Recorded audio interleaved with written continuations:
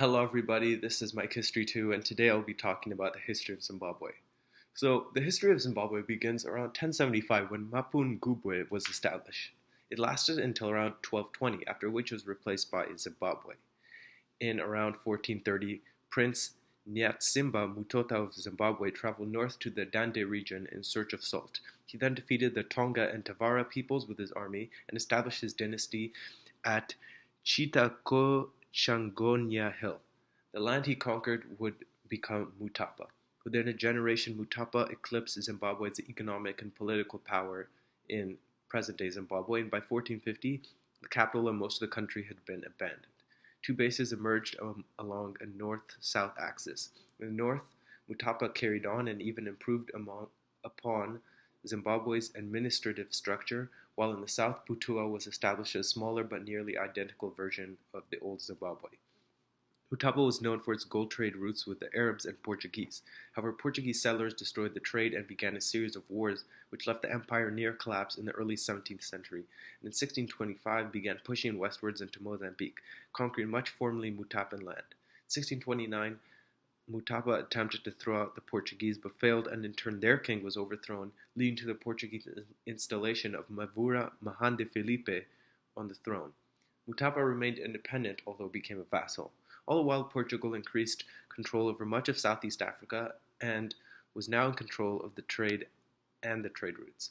In around 1660, a low-ranking Mutapa prince broke away from his country, invading the neighboring Butua and establishing the Rozvi Empire. The leader of this country became known as Changamire Dombo. By the late 17th century, Changamire Dombo was actively challenging Mutapa. In 1684, his army encountered and decisively defeated that of Mutapan king Kamharapasu Mukombwe, just south of Mutapa's capital at the Battle of Mahungwe.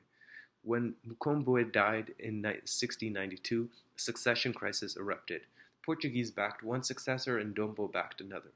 In support of his candidate, Changamire Dombe destroyed the Portuguese town of Dembarare, next to the Mutapan capital, and slaughtered the Portuguese traders and their entire following. From 1692 until 1694, King Nyakambira ruled Mutapa independently. However, he was later killed in battle with the Portuguese, who then placed Nyamaende Mahande on the throne as their puppet. In 1712, yet another claimant to the throne invited the Rozvi back to put him on the throne and kick out the Portuguese. They did this, and Mutapa again became a vassal of the Rozvi Empire.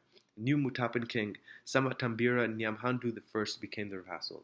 The Rozvi quickly lost interest in Mutapa, though, as they sought to consolidate their position in the south, and Mutapa regained its independence around 1720. By this time, Mutapa had lost nearly all of the Zimbabwe plateau to the Rozvi Empire. In 1723, Nyamhandi moved his capital into the valley near the Portuguese trained settlement of Tete. Upon his death in 1740, the young Dehwe Mapunzagutu took power. He sought Portuguese support and invited them back to Mutapa along with their garrison of armed men, but Mutapa remained independent. So the king of Mutapa died in 1759, sparking yet another civil war for the throne. This one was more destructive than his predecessors, and Mutapa never recovered, as it was conquered the next year by the Rozvi Empire. Now, skipping forward around 1829, Zulu general Nzilikazi successfully rebelled from King Shaka and created his own clan, the Ndebele. The Ndebele fought their way northwards into the Transvaal, leaving the trail of destruction in their wake, and began an era of widespread devastation known as Mfikane. When Boer trekkers converged on the Transvaal in 1836, they drove the Ndebele even further northward.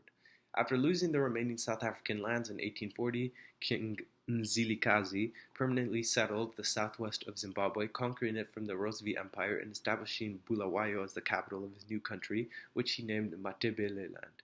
Nzilikazi then organized his society into a military system with regimental kraals similar to those of Shaka, who was the Zulu king, and which was stable enough to repel further Boer incursions and even finally conquered the Rozvi Empire in 1866.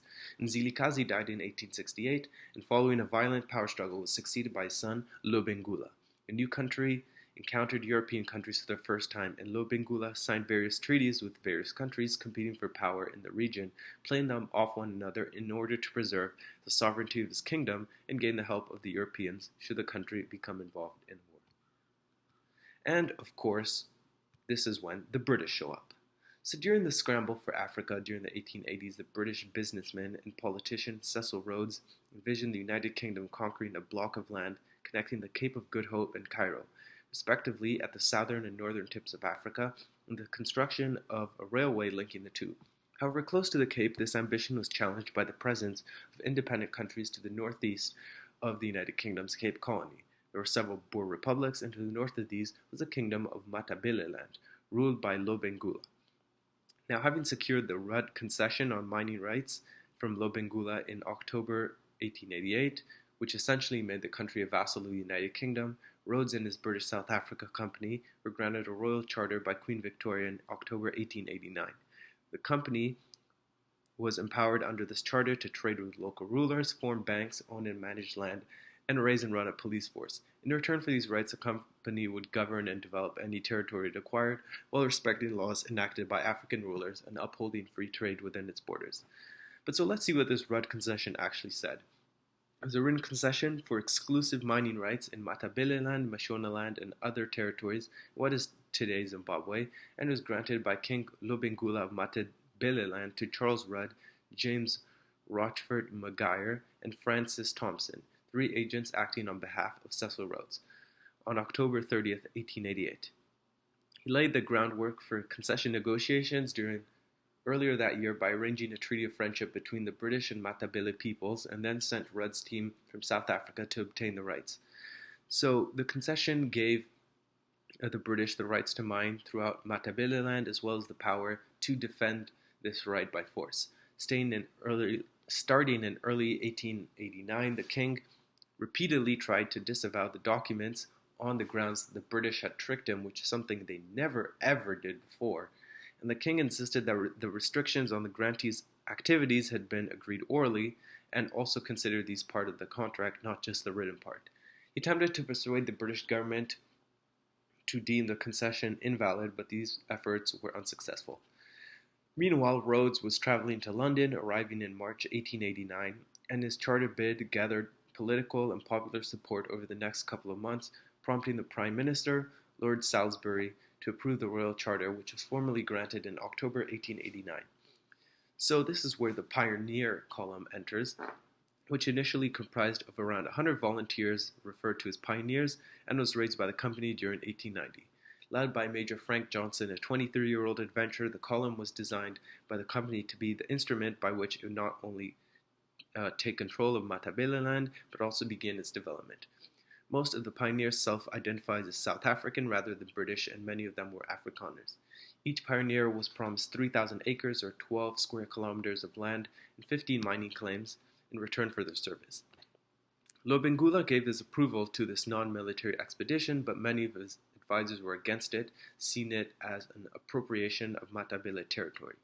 Wary that one or more of these advisors might turn rogue and attack the pioneers, the company gradually enlarged the escort to include parts of the British South Africa Company's police until it numbered 500 men, headed by Lieutenant Colonel Edward Penfather, an officer seconded from the British Army.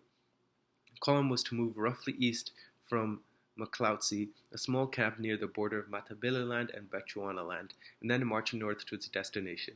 It would build a road as it went, founding minor forts along the way, and establish a major town in Ndebele land, whereupon the pioneers would be released to farm, prospect, and trade. Frederick Courtney Silas, a famed hunter with intimate knowledge of Mashonaland, was made the column's intelligence officer.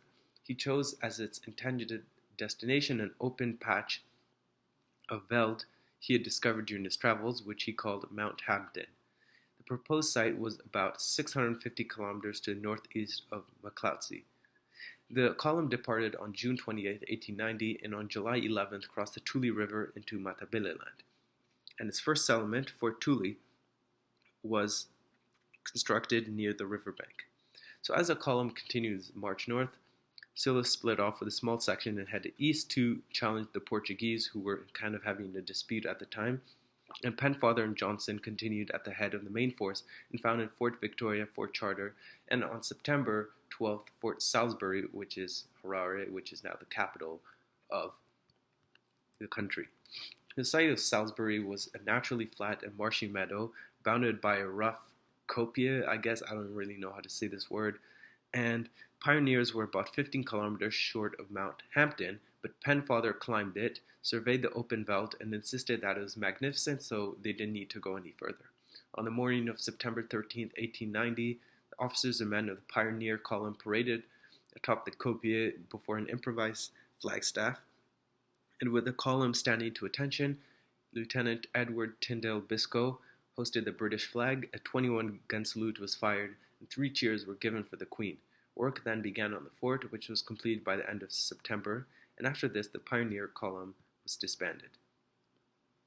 So, although the company made good on most of its pledges it had made to local leaders in Matabeleland, the consent of Lobengula and other less prominent figures, particularly regarding mining rights, was often avoided, misrepresented, or simply ignored.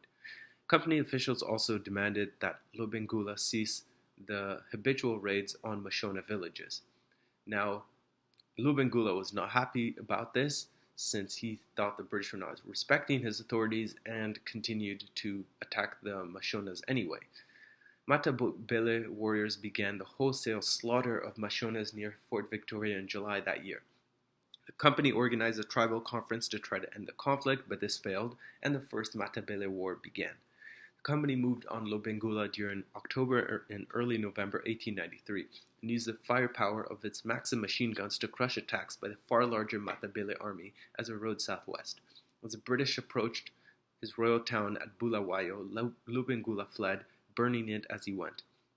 Company troops were sent to bring him back, and the following pursuit north ended with the ambush and annihilation of the 34-man Shangani patrol by the remainder of Lobengula's army on December 4, 1893.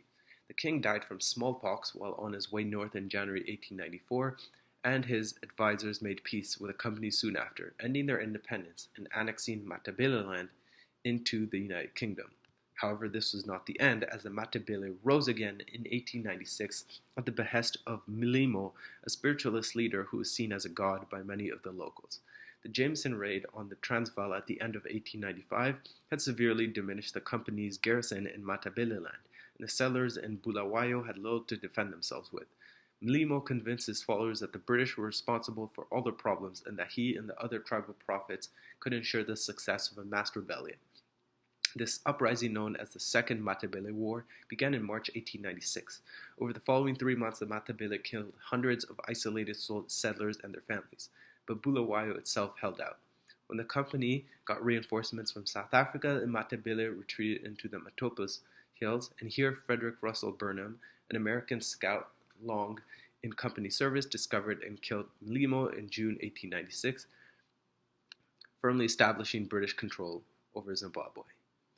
Anyways, part 2 is coming out next, and that part you'll find out about how the British rule in Zimbabwe was actually like. So anyways, thanks for watching. Don't forget to like and subscribe, and I'll see you next time.